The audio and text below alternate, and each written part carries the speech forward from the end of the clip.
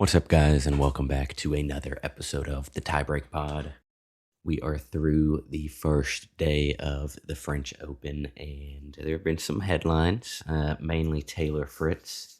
He's gone again, first round exit, both of them in 4 sets. Clay kind of seems to be his boogeyman right now. It's his lowest surface win percentage, around 56%. He had a good stretch back in 24. He reached the Munich final. But outside of that, he's just not played his best tennis on that surface. I know he's ready for the grass season to start. He has 5 grass titles, 4 of which at Eastbourne, including the past 2 years, and another one at Stuttgart. He's also ready for the hard court. That might be his best surface overall. Won Indian Wells 4 years ago now. It's only 1,000 level event on the hard court there. So, also making headlines, we had Novak Djokovic. It's almost a guarantee nowadays that he is going to lose the first set, sometimes the first 2 sets in the majors. He wants a little more flair. He's at that age. He broke out some dance moves. He's really growing into this entertainer. He wants it to be a little more dramatic. He wants people to pay attention. He's sitting there like, hey, this is pretty boring if I go out there and win in straight sets. Let's make it a little more interesting, get a little more eyeballs on there. Other notable men's results, we had Rafa Hoder winning straight sets, Nakashima straight sets, Tiafoe advanced. Carino Busta, he pretty surprising straight set win as well. Zverev looked really good. We got Monfils about to start. Recording this at the beginning of day 2. So he is on French Free French against Gaston in the first round matchup there. Really excited to watch him. I hope he can make a run. This is the goodbye. This is the last dance. He's been a gift to the sport.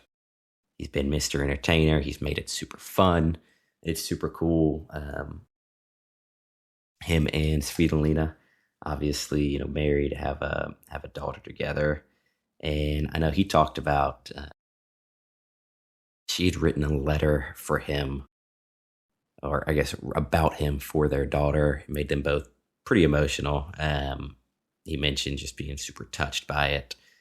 And I don't know, it was a very cool press conference that he spoke on that. Obviously an emotional time for him and for her. And just, another, I guess, the last of the new Musketeers saying goodbye to the sport and to the French Open here. So, looking at the women's side, we had a little bit more surprising results. We had multiple former major winners fall early. Emma Raducanu, Sophia Kenin, Sloane Stevens, Krejcikova, all first-round exits here. We just watched Svitolina, speaking of her, she survived. 3rd set tiebreak. Yeah, I think we need to get the Tiebreak Pod to sponsor the podcast, or sponsor the tiebreaks. Just think of this tiebreak brought to you by the Tiebreak Pod. I think that'd be pretty cool. I don't know if she has just had a bit of a title hangover from Rome, or we'll see. I hope she can continue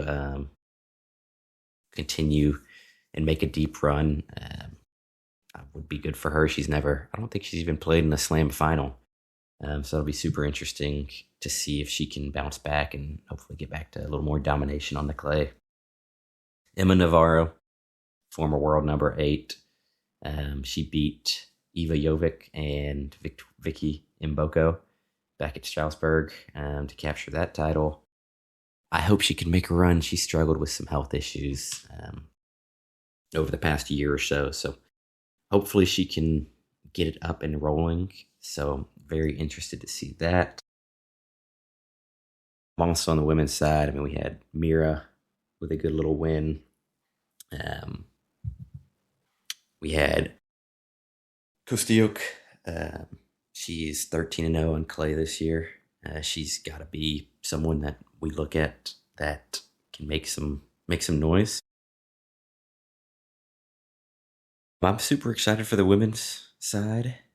I mean, we have it's been cool to see the women's game shift over the past decade or so, even longer than that. Of it used to be at least some criticism that people would say if everyone hits the same, and now that's not the case. We have big serves. We have really looking at Rybakina there. Some huge hitters, which we always had. Serena always has that big hitter, but now there's some others. So it's different now.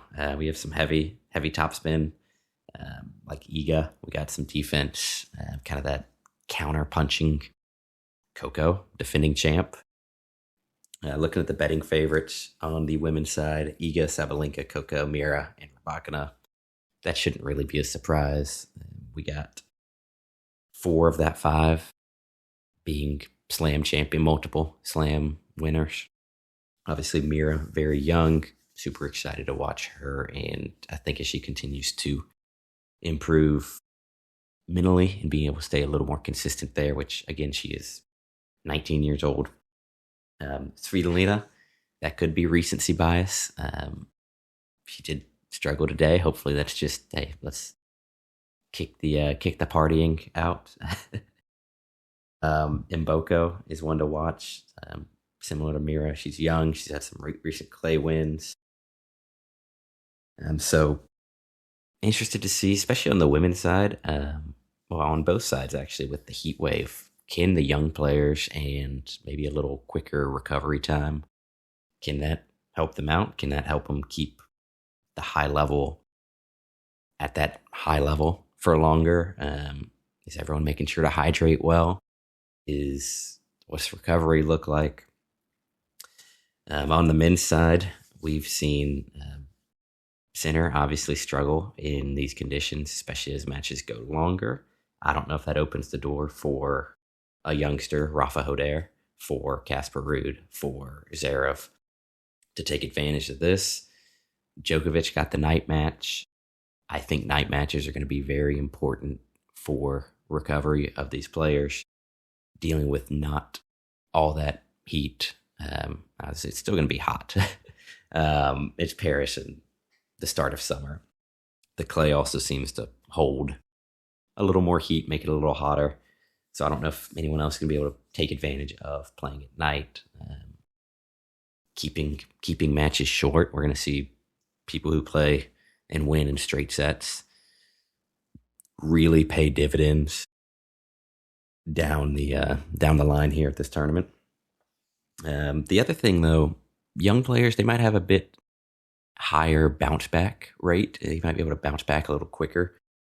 But I don't know if they're going to have the experience to conserve energy as much as possible. Novak can do that very well. Some of these more experienced players can do that very well. So I'm excited to see that. Looking at the path to the finals, we got Sinner. He doesn't have a super tough first round, second round. He could face Mutet. He could face Dardery, Ben Shelton, Felix, and Zverev. That's probably the most likely outcome for him. Round 3, 4, quarters, semis, and the final. Same thing with Sabalenka. Doesn't face a seeded player until the 3rd round. Could face Osaka, who we know can win, especially when she's on. So interested to see if she can make some noise here as well. Could face Jess Pegula in the quarters. Could face the 2025 champ Coco in the semis. And if she makes it through, I think probably the lady waiting on the other side is probably Rybakina, if I'm being honest. I don't know. We're going to see. Obviously, Iga could face Rybakina in the semis. That would be a heck of a match. I'm sure there'd be some fireworks there. But I mean, Iga has a pretty tough draw. She could face former Slam champ Ostapenko in the 3rd round. She could face Marta Kostyuk in the 4th round. Could face Svitolina in the quarters if she can continue to survive and advance, which is what you got to do at this tournament. And then obviously Rybakina, and more than likely Sabalenka is going to be awaiting. Either Sabalenka or Coco is going to be awaiting in the championship match. That's more than likely what's going to happen. Djokovic, he does not have a great draw. Round 3, he could face Fonseca. Round 4, he could face Casper Ruud. That'd be a fun match. And then if he makes it through to the semis, I think it's Alexander Zverev. I think Zverev will exercise some demons here. He's my pick to win it all. And then obviously center will be barring some 4.5, 5 hour 5-setter. Zverev's going to be waiting whoever makes it out of Djokovic's side in the final. So that's something to watch there. And I'm very excited for that. A big thank you to our partners at Forge AI Consulting for bringing you this episode. Forge AI is not just another tech firm. Their team of experts delivers tailored AI strategies that actually bring results, streamlining operations, unlocking new insights from your data, and future-proofing your business. Real solutions, real ROI. Head to forgeaiconsulting.us now. Tell them that Christian sent you and claim that 50% discount on your initial consultation. I don't know if anyone has kept up with the U.S. Open's Instagram. They gave their projected quarterfinals on the men's and women's side. To be honest, it looks like they just decided to go pretty much straight chalk. Seeds 1 through 8 on each side, which we know on the men's, they had Taylor Fritz in the quarters against Zverev. He gone. That ain't happening. And then on the women's side, top 8. Pretty boring, if I'm being honest. U.S. Open, let's do a little better on that. Get some upsets in there. We've seen players limiting their media appearances to 15 minutes or less.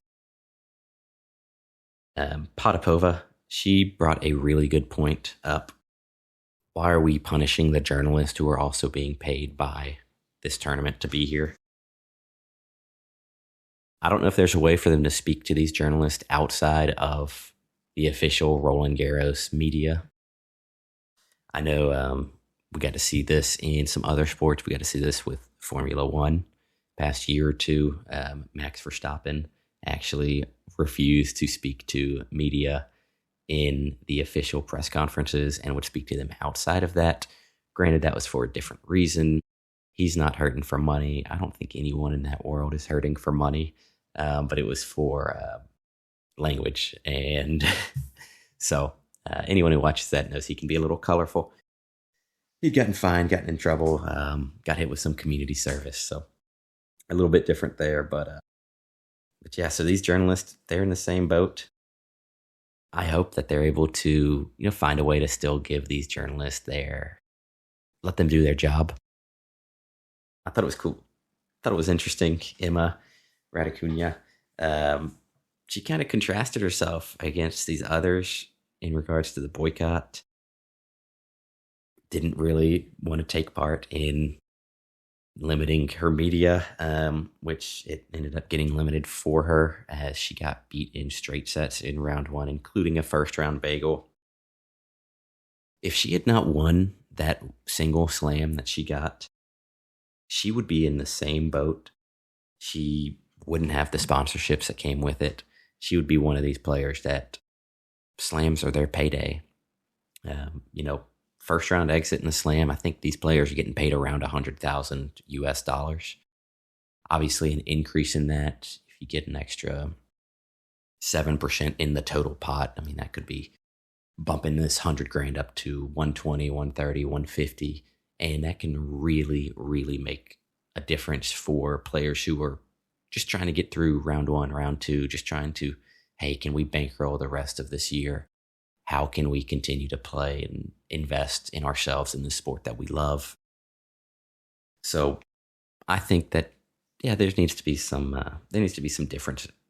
There needs to be some changes with the revenue split.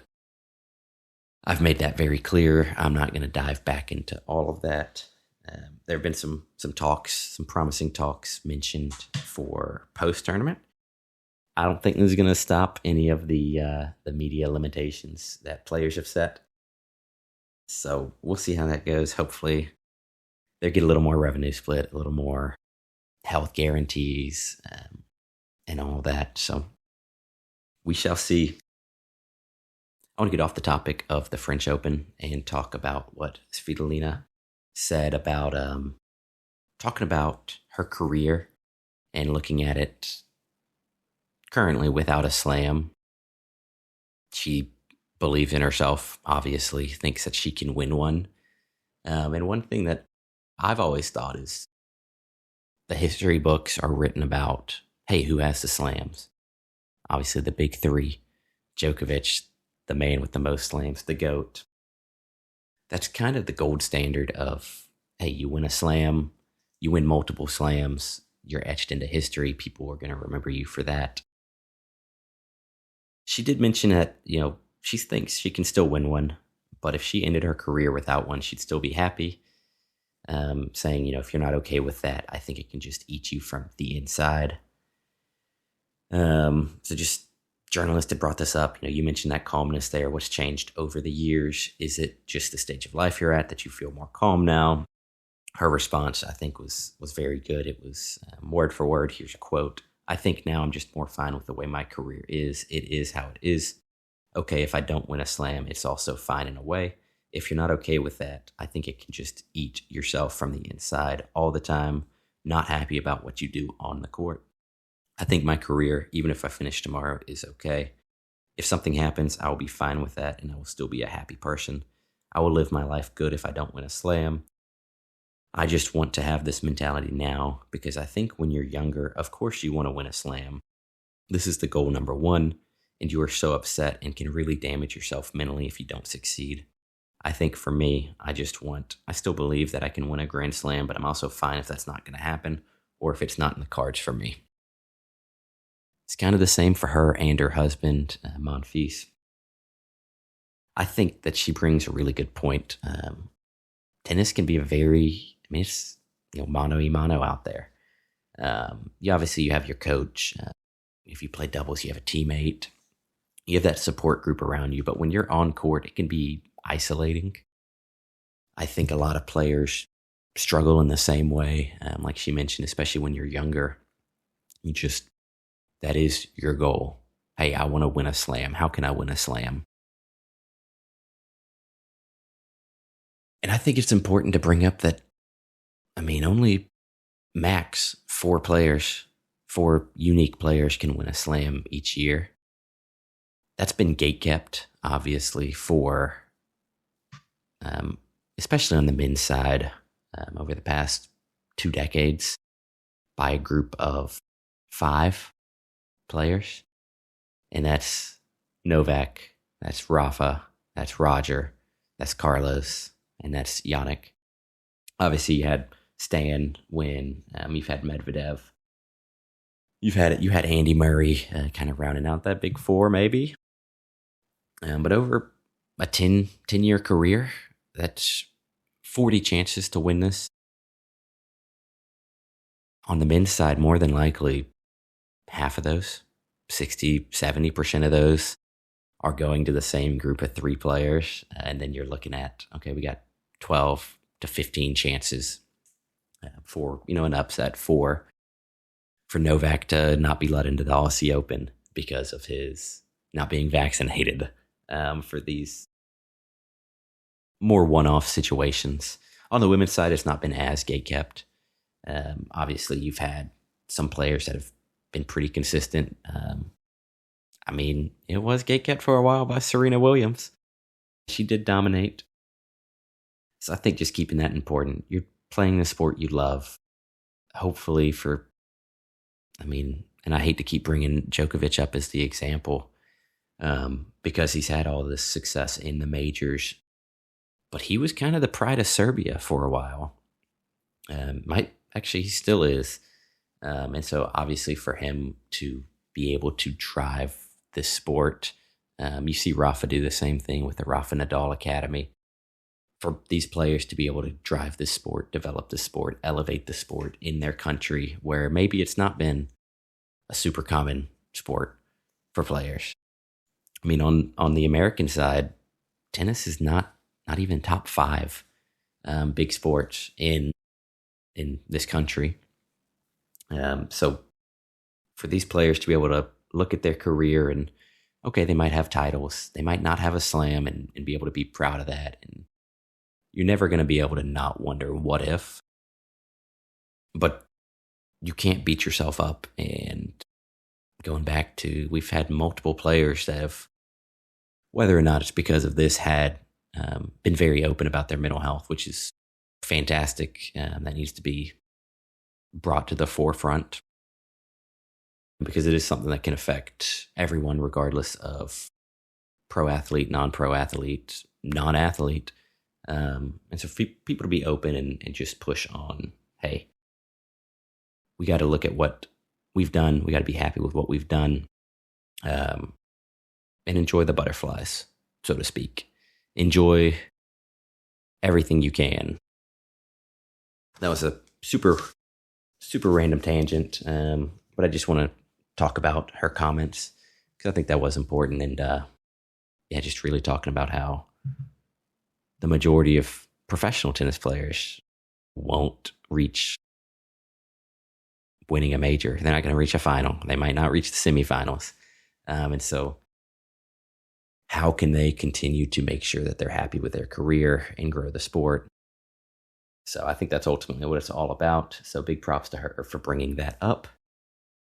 And that's about everything that I want to talk about today. We'll be back to discuss some more results, talk a little more about the boycott, see who gets affected by the heat wave here at the French Open.